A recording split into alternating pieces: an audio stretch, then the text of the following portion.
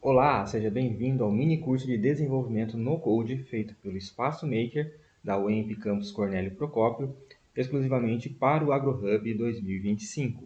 Meu nome é Matheus Fernando e vou ministrar o curso para vocês. Então vamos lá. O objetivo básico aqui é nós conhecermos um pouco mais sobre as plataformas de desenvolvimento low code, no code. Vou trazer para vocês aqui 5 exemplos básicos de plataforma voltadas para atuações específicas, seja desenvolvimento mobile, desenvolvimento de aplicações web, desenvolvimento de back-end, né, que é a parte de servidor, banco de dados, por exemplo. Então, nós vamos ter uma visão geral, bem básica, e também desenvolveremos uma aplicação simples, ilustrando os fundamentos básicos da programação, né, do desenvolvimento sem código, utilizando a plataforma Bubble. Bom, né, sobre mim, né, eu sou graduado em Engenharia de Computação pela Universidade Tecnológica Federal do Paraná, UTFPR de Cornélio Procópio. Também fiz mestrado, né, sou mestre em Engenharia Mecânica, atuando na parte de sistemas dinâmicos. Então, trabalhei desenvolvendo uma plataforma experimental de quadro-rotor, onde também fiz a programação embarcada desse quadro-rotor. Fui professor durante 2 anos, né, substituto na UTFPR, no Departamento Acadêmico de Computação e também ministrei disciplinas relacionadas ao desenvolvimento sem código. Atualmente atuo como agente universitário na área de informática aqui na UEMP em Cornélio Procópio, no Espaço Maker. Então vamos lá. O nosso conteúdo ele vai ser uma breve descrição sobre conceitos básicos de programação, que apesar de nós não utilizarmos código aqui no nosso mini curso, é importante que nós tenhamos pelo menos uma noção dos conceitos básicos de algoritmo, lógica de programação, só para citar a definição antes da gente começar a apresentar as plataformas. Nós vamos ter uma pequena definição do que seria o desenvolvimento no code, comparando aí com a programação tradicional, e na sequência vem as plataformas e o desenvolvimento da nossa aplicação. Então vamos lá. Como fundamentos básicos de programação, essa é basicamente a disciplina introdutória de qualquer curso técnico em desenvolvimento, em programação ou na parte de graduação também, entra o conceito de algoritmos e lógica de programação. É um processo extremamente importante e essencial na criação de um software. Ele está relacionado à etapa de projeto. E ela visa, basicamente, traduzir especificações, né, os requisitos, em linhas de código por meio de uma linguagem de programação adequada à resolução do problema. A ideia de um algoritmo, para a gente ter como uma definição, basicamente são um conjunto de passos ou conjunto de instruções que visam a solução de um problema. Nós temos algoritmos que são computacionais, voltados ao desenvolvimento aí de software, por exemplo, mas também temos algoritmos, né, não computacionais no nosso dia a dia, como, por exemplo, o manual de instruções, onde nós temos ali detalhado o passo a passo, por exemplo, para a montagem de um armário, para a montagem de um móvel, para a montagem de algum equipamento, onde nós temos que seguir ali passo a passo para que a gente tenha êxito na execução do processo. A característica fundamental do algoritmo é que nós tenhamos clareza, né, ao expressar as nossas instruções, né, e seja extremamente sistemático, para que a gente consiga ser executado e fornecer como saída o resultado esperado. Tudo bem? Algumas características de um algoritmo é que a gente pode expressar ele em linguagem natural, ou seja, eu posso dizer o passo a passo. Então, vou trocar uma lâmpada. O que eu tenho que fazer? Pense nos passos aí. Por exemplo, eu tenho que pegar a escada, subir a escada, tirar a lâmpada queimada, colocar a nova lâmpada, descer da escada, guardar a escada. Então, todas essas etapas, por exemplo. Né? E por fim, obviamente, testar a lâmpada. Posso fazer isso por meio de um fluxograma, onde eu tenho uma representação visual da minha lógica e da minha solução, né? Utilizando formas específicas. Eu posso apresentar condições, eu posso indicar o fluxo de execução de certa forma.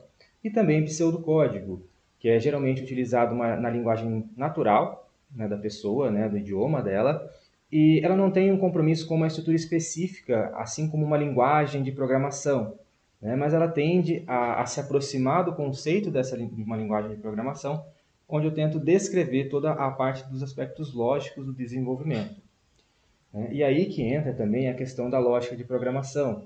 Né? A grande dificuldade que nós temos, principalmente para quem está começando a programar, ou né, independentemente se vai utilizar código ou não, é tentar pegar um problema, uma situação e traduzir isso em aspectos computacionais. Né? Traduzir esse problema de uma forma que a gente consiga ou desenvolver lá nas plataformas de desenvolvimento sem código ou desenvolver o código para o computador realizar de certa forma.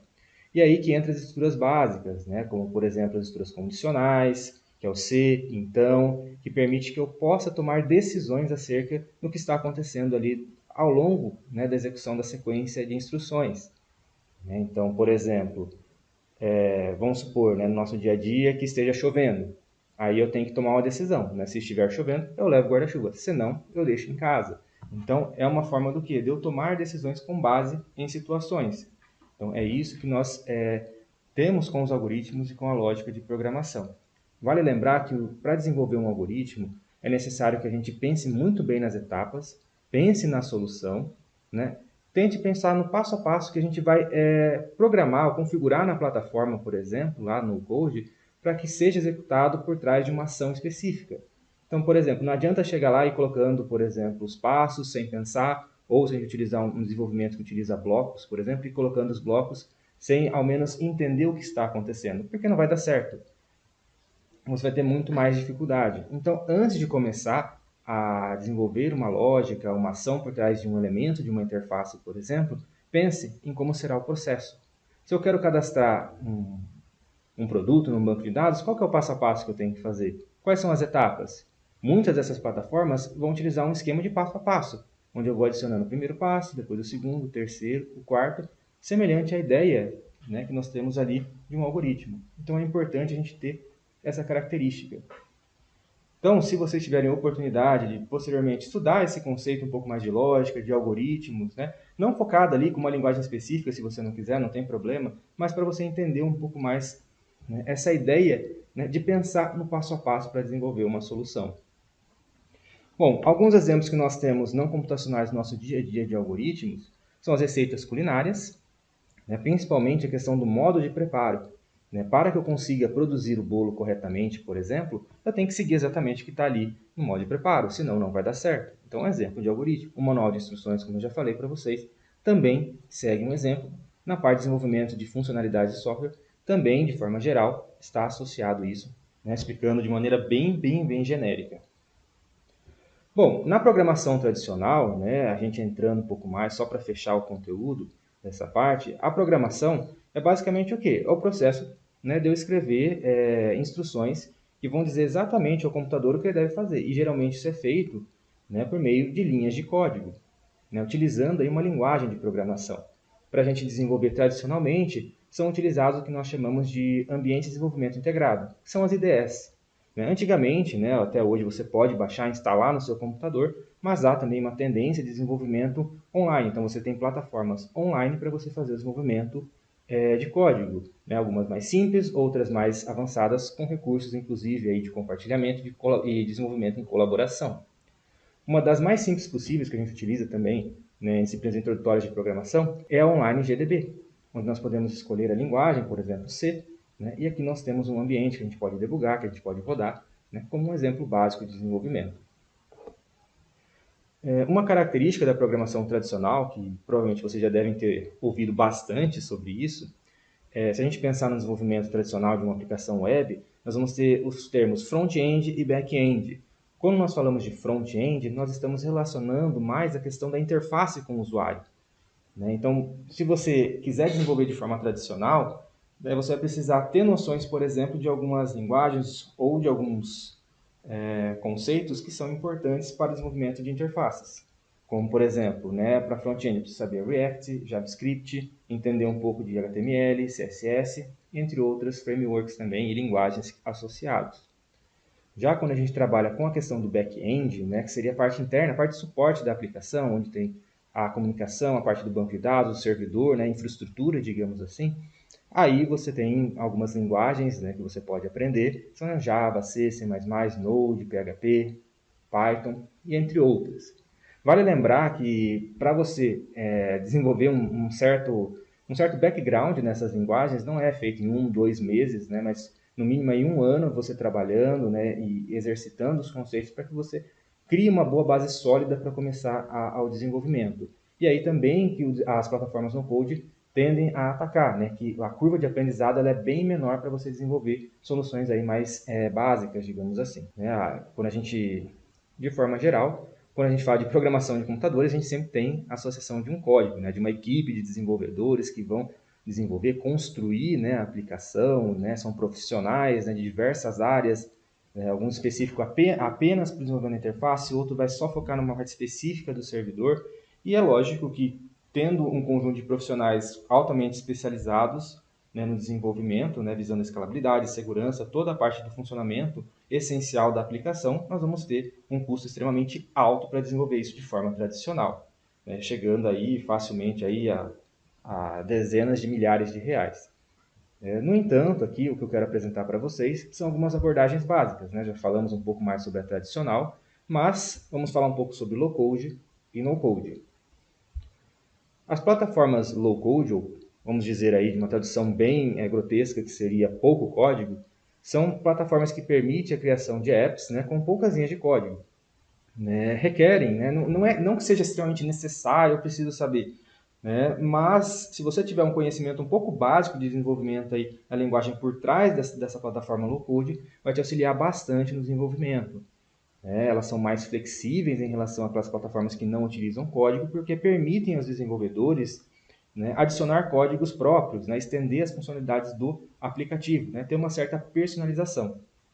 Já quando a gente vai para uma plataforma no-code, aí eu vou criar soluções completas sem conhecimento de nenhuma linguagem de programação. Na realidade, eu nem tenho acesso ao código-fonte, né? Isso me traz uma limitação, então eu perco flexibilidade com isso. Então eu vou ficar limitado àquilo que a plataforma me oferece. É basicamente essa a ideia.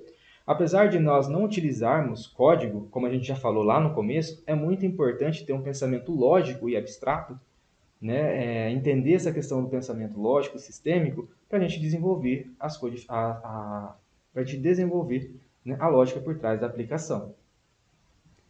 Então vamos lá, né? Surge um conceito que comumente é associado à questão do low code e do no code, que é o que a gente chama de citizen developers. Qual que é a ideia básica? É um programador amador, com pouco ou nenhuma experiência, né, profissional na área de TI, digamos assim. São aqueles usuários de negócio, né, aqueles usuários chaves de setores específicos de uma empresa, que detêm o conhecimento sobre a sua área, que a gente chama de conhecimento de domínio, mas não tem como formação ou profissão a programação.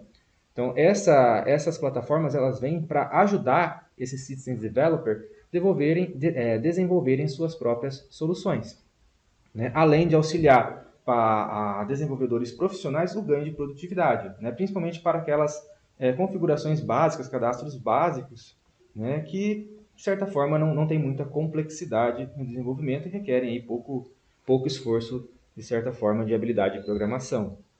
A grande característica por trás aqui, quais são os benefícios? É lógico, a velocidade de desenvolvimento, uma vez que eu utilizo uma plataforma que já tenha diversos recursos pré-construídos, onde eu arrasto, por exemplo, para uma tela e vou montando a solução e basicamente configurando os elementos, isso me traz uma velocidade de desenvolvimento, né? Muito mais rápido que eu começar todo um projeto do zero utilizando uma equipe tradicional de desenvolvimento.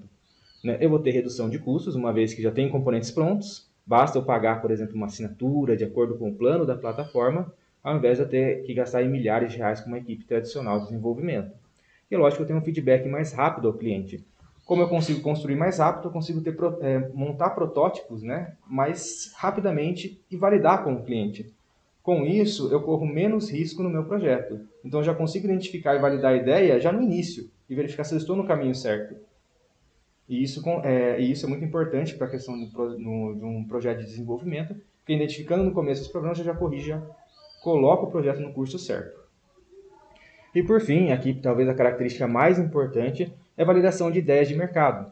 Né? Então, principalmente, eu quero montar uma startup, uma solução em uma área específica, por exemplo, mas eu não tenho caixa, eu não tenho recursos para começar agora, é o que normalmente acontece quando a gente trabalha com uma startup, por exemplo, e eu quero simplesmente montar a minha ideia, né, uma versão de um mínimo produto viável para validar no mercado. Então eu posso utilizar uma plataforma dessa, montar em poucas semanas uma solução, jogar no mercado e verificar a sua aceitação. Com o passar do tempo, eu posso ir adquirindo fluxo de caixa e posteriormente contratar uma equipe de desenvolvimento tradicional principalmente para desenvolver a questão do que? De escalabilidade, de robustez por trás da minha aplicação, conforme as necessidades do negócio. Tudo bem? Ó, segundo a Forrester, né, uma empresa de pesquisa de mercado lá nos Estados Unidos, o desenvolvimento de software, né, utilizando as plataformas sem código, tem potencial de ser até 10 vezes mais rápido do que os métodos tradicionais. É o que a gente já falou sobre a questão da velocidade. Como características do desenvolvimento, né, nós temos uma ideia, né, na maioria das plataformas, de utilização de uma linguagem de programação visual. É o famoso manipulação direta, é o drag and drop. Eu vou pegar o componente que está ali numa paleta ao lado e vou arrastar para a minha tela, vou adicionar, né, montar, por exemplo, um layout, e depois eu vou configurar por meio, seja a sua lógica por meio de um passo a passo, ou por meio de uma forma parecida com um fluxograma, ou por meio até, né, desenvolvimento em blocos de certa forma.